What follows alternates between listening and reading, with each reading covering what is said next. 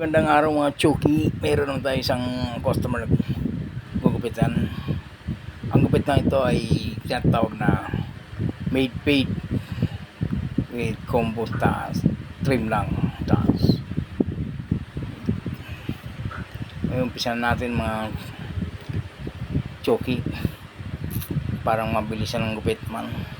Forward lang ng forward para mabilis ang gupit. Yan, umpisa na natin. Pagnauna natin muna yung lining para tayo ng guide sa pag-fade.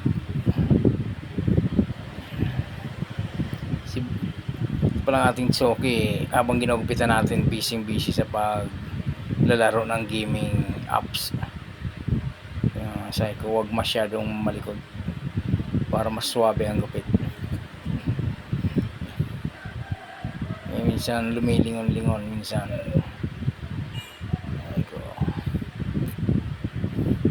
ayan, habang binibira natin ang labahang pag-fade, nanonood muna siya ng kanyang ginagame sa cellphone niya.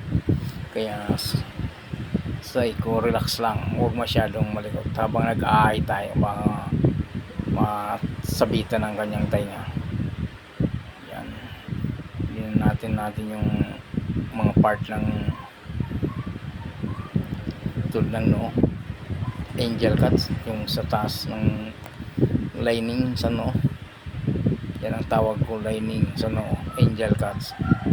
Imbis na devil cut, angel cut. Yan.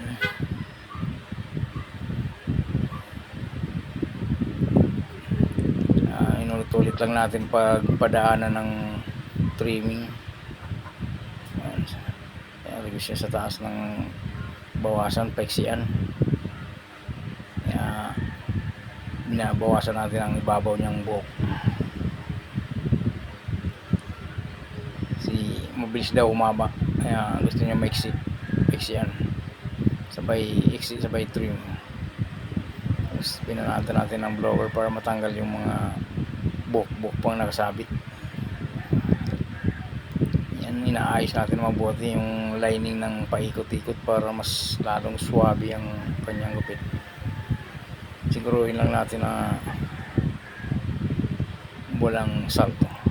Kaya yun ang result na kahit paano yung fade, yung finished product natin. Tapos naman tayo ng isang ulong yung araw na to. Thank you.